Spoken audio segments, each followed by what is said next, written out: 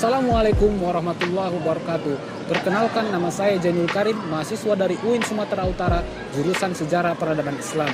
Ya, teman-teman sekalian, pada kesempatan kali ini saya akan berbagi informasi mengenai sejarah pasar terbesar di Tabaksel.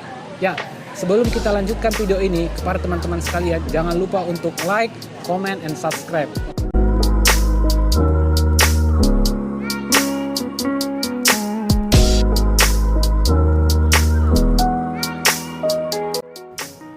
Padang Sidimpuan merupakan salah satu kota yang berada di Provinsi Sumatera Utara. Sekitar tahun 1700-an, Padang Sidimpuan merupakan lokasi dusun kecil yang sering disinggahi oleh para pedagang sebagai tempat peristirahatan yang disebut Padang Nadimpu. Padang Nadimpu berarti suatu daratan di ketinggian yang ditumbuhi ilalang. Pada tahun 1825, oleh Tuan Kulelo, salah seorang pengirim pasukan kaum Padri, dibangun benteng Padang Sidimpuan yang lokasinya ditentukan oleh Tuanku Tambusai, yang dipilih karena cukup strategis ditinjau dari sisi pertahanan karena dikelilingi oleh sungai yang berjurang.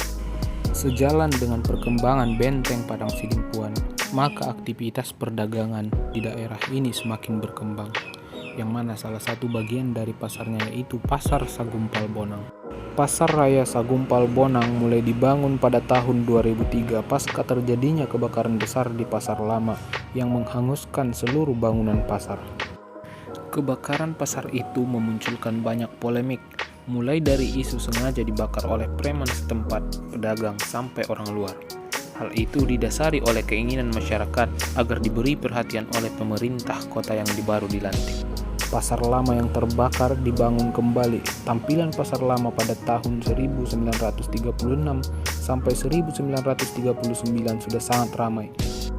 Setelah itu, di tahun 2003, pasar ini disulap menjadi pasar terbesar di seluruh wilayah Tapanuli Selatan dan sekitarnya, sekaligus menjadikan Pasar Sagumpal Bonang sebagai pasar modern pertama di masanya. Pasar Raya Sagumpal Bonang diambil dari nama Aik Sagumpal Bonang yang mengalir melalui Jalan Citombol sekarang dan berakhir di Sungai Batang Ayumi. Konon katanya nama ini diambil agar Pasar Sagumpal Bonang selalu lancar dan berumur panjang seperti Sungai Sagumpal yang airnya jernih dan sungainya cukup panjang.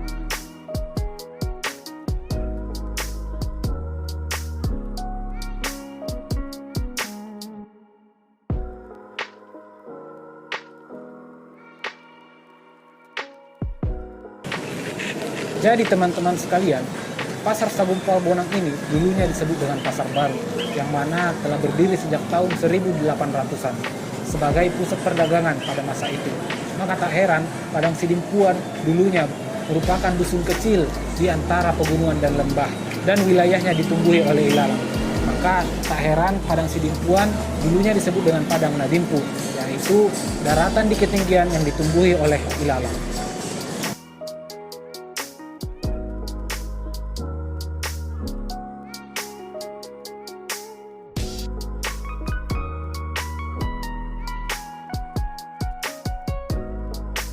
Nah teman-teman, Pasar Sagumpal Bonang memiliki 3 tingkatan, yang mana pada tingkat pertama, para pedagang lebih dominan berjualan kebutuhan pokok seperti beras, sayuran, makanan, dan lain-lain.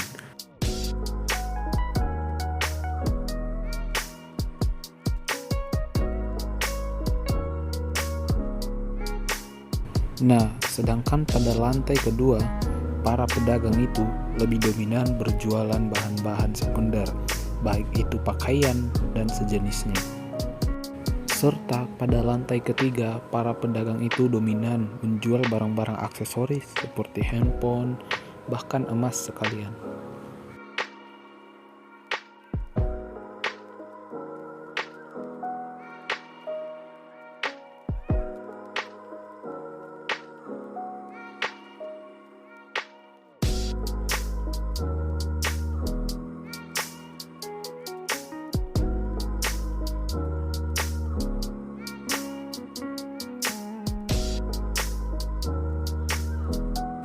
Ya, dan tak lupa di sekitaran Pasar Sagumpal ini banyak pedagang-pedagang kaki lima yang telah mengelilingi Pasar Sagumpal mulai dari pagi hingga sore hari.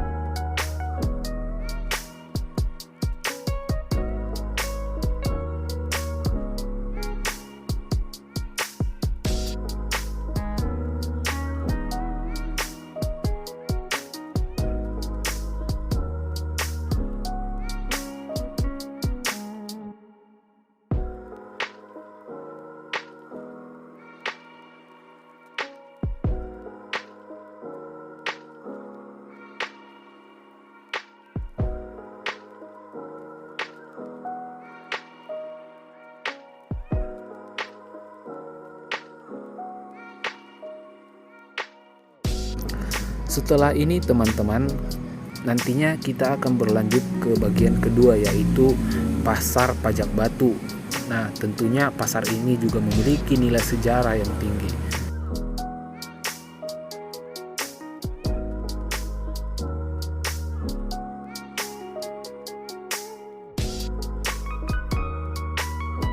Ya, selanjutnya teman-teman, tidak jauh dari pasar Sagumpal tadi, kita beralih ke pasar pajak batu yang mana sudah berada di belakang saya. Nah, di depan pasar pajak batu ini terdapat sebuah peninggalan Belanda, kantor peninggalan Belanda yang sekarang dialih fungsikan sebagai pos polisi lalu lintas. Oke, lanjut kita keliling di pasar pajak batu ini tentunya. Nah, di bagian pasar lama ini dikembangkan menjadi pasar modern yang dikenal dengan pasar pajak batu. Pasar ini diintegrasikan dengan pos kota atau pos polisi era kolonial pada tahun 1970-an. Bagian depan pasar lama atau pasar pajak batu atau pos kota ini masih digunakan sebagai terminal bis tentunya. Pasar pajak batu ini hingga kini masih eksis. Pada tahun 1980-an, terminal bis di depan pasar pajak batu atau pos kota direlokasi ke 3 arah, Batuna 2, Sitamiang, Sadabuan, dan Padang Batinggi. Pada tahun 2000-an, halaman pasar pajak batu ini sudah menjadi bagian dari pos lalu lintas. Di bagian depan pasar pajak batu ini ada sebuah menara balerong, di mana menara balerong batu ini sekitar tahun 1960-an setiap hari Selasa jam 8 pagi dibunyikan sirene yang memberikan tanda untuk melaksanakan kegiatan kebersihan secara menyeluruh di kota Padang Sidimpuan, baik secara individu, rumah, dan pekarangan masing-masing. Tepat jam 10 pagi kembali sirene berbunyi yang menandakan kegiatan kebersihan telah selesai. Untuk mengontrol, ketua kampung ditemani tokoh masyarakat sering melakukan inspeksi ke warga yang tengah melaksanakan kegiatan ini.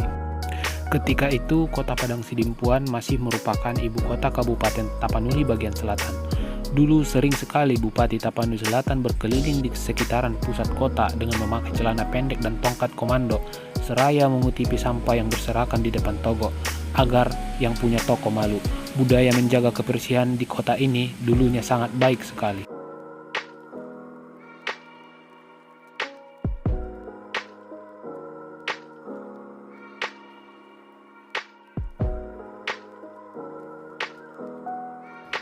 Ternyata Presiden Soekarno pun pernah berkunjung ke kota Padang Sidimpuan pada tahun 1948.